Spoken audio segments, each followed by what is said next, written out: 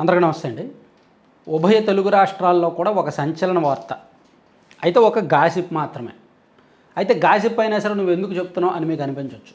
సంచలనం ప్లస్ ఆసక్తికరం అండ్ కొన్ని అనుమానాలు ఉన్నాయి కాబట్టి, సాక్షాత్తు ఒక రాష్ట్ర ముఖ్యమంత్రే దాన్ని ధృవీకరించారు కాబట్టి చెప్తున్నాం.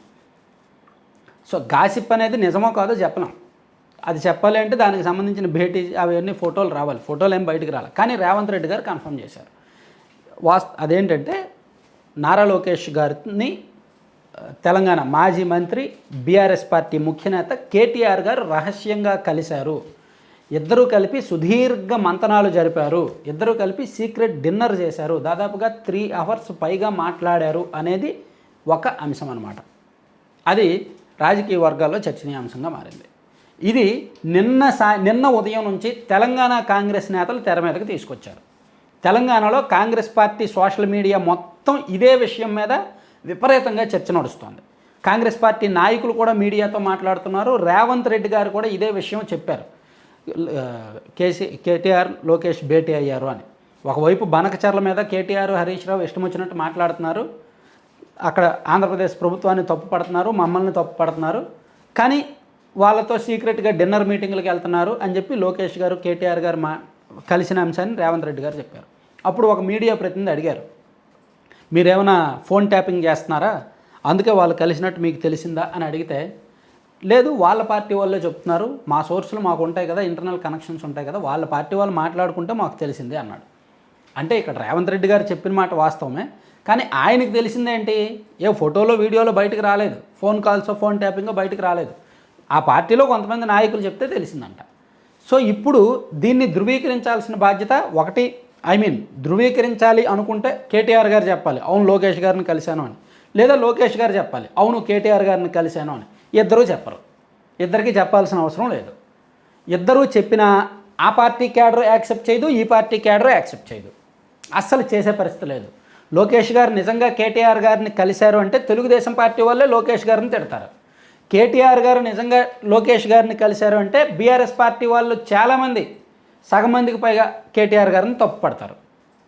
ఎందుకంటే కేటీఆర్ గారు అంటే తెలంగాణ రాష్ట్రంలో బీఆర్ఎస్ పార్టీ అధికారంలో ఉన్నప్పుడు కేటీఆర్ గారు ఒక రకంగా మదం ఎక్కినట్టే ప్రవర్తించారు. అధికార మదంతో ఊగిపోయారు. మేబీ ఆయనకు లోకేష్ గారికి పర్సనల్ ఫ్రెండ్షిప్ ఉండొచ్చు, ఇద్దరికి సేమ్ ఏజ్ గ్రూప్ కావచ్చు, పర్సనల్ ఫ్రెండ్షిప్ ఉండొచ్చు, కొన్నాళ్ళ పాటు ఒకే పార్టీలో పనిచేశారు.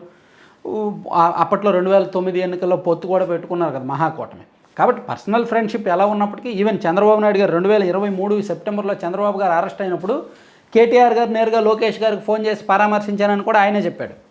అదే సందర్భంలో అప్పుడు చంద్రబాబు గారు అరెస్ట్ అయినప్పుడే హైదరాబాద్లో ఉన్న తెలుగుదేశం పార్టీ శ్రేణులు రోడ్డెక్కి ఆందోళన చేయబోతుంటే, మీరు హైదరాబాద్లో ఎందుకు చేస్తారో అమరావతిలో చేసుకోండి, మీ రాష్ట్రంలో మీరు చేసుకోండి అన్నాడు ఆయన కదా. సో అందుకని కేటీఆర్ గారు మాట్లాడిన మాటలు అప్పట్లో టీడీపీ వాళ్ళకు రుచించాల. ఈవెన్ తెలంగాణలో టీడీపీ పోటీ చేయనప్పటికీ, పొలిటికల్గా ఏ డెసిషన్ తీసుకున్నప్పటికీ అక్కడ ఉన్న TDP cadre maximum rural areas మొత్తం కాంగ్రెస్కే సపోర్ట్ చేశారు. హైదరాబాద్ జీహెచ్ఎంసీ లిమిట్లో ఎవరికి నచ్చినట్టు వాళ్ళు ఓట్లు వేసుకున్నారు.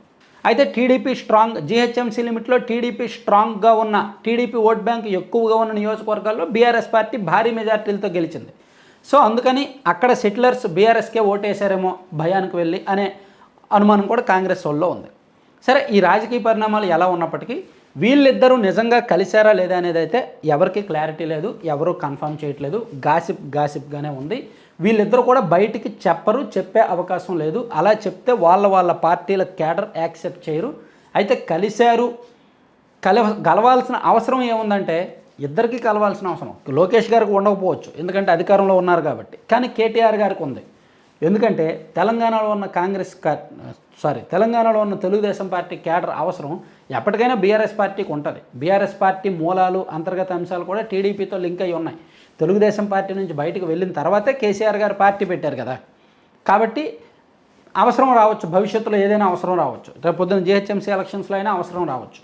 కాబట్టి ఆ ముందు జాగ్రత్తగా ఏమైనా కలిశారేమో, లేదా ఈ ఫోన్ ట్యాపింగ్ అంశంలో ఇంకా ఎక్కువ కెలకద్దనో, లేదంటే కొన్ని బీజేపీ నేతృత్వంలో పై స్థాయిలో ఏమైనా లాబింగ్లు పైరువీలు అవసరమయ్యో కలిసి ఉండొచ్చు కాక. Thank you.